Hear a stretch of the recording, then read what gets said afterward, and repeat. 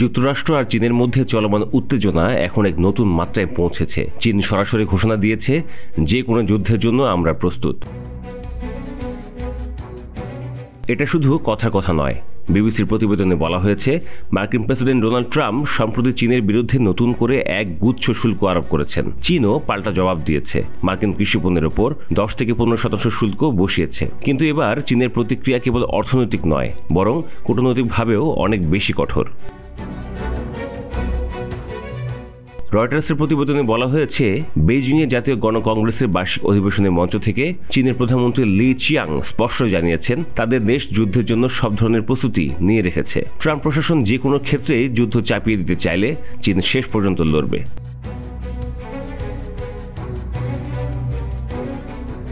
কিন্তু বিষয়টা শুধু বাণিজ্য যুদ্ধের মধ্যে সীমাবদ্ধ থাকছে না। চীন সামরিক খাতে 7.2% বাজেট বাড়িয়েছে, যা আগের বছরের তুলনায় আরও শক্তিশালী প্রতিরক্ষা ব্যবস্থা গড়ার ইঙ্গিত দিচ্ছে।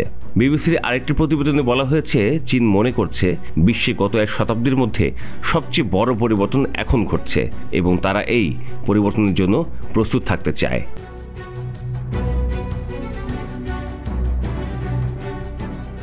চীন নিজের অবস্থানকে শান্তিপূর্ণ বলে উপস্থাপন করছে, কিন্তু বাস্তবতা ভিন্ন।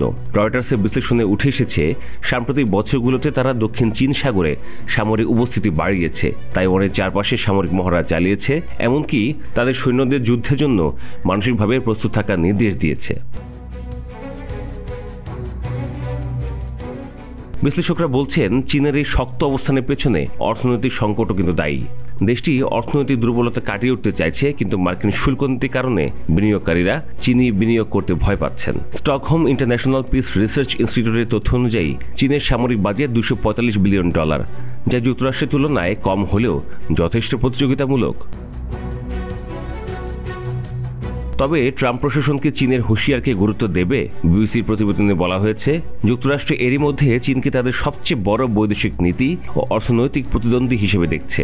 আর ট্রাম্পের নতুন শুল্ক নীতি শুধু চীনের জন্য নয়, বরং কানাডা, মেক্সিকোর মতো মিত্র দেশগুলোর জন্য সমস্যা তৈরি করছে। এদিকে ওয়াশিংটনে চীনের দূতাবাস স্পষ্ট ভাষায় বলেছে, ভয় দেখিয়ে আমাদেরকে দমানো যাবে না।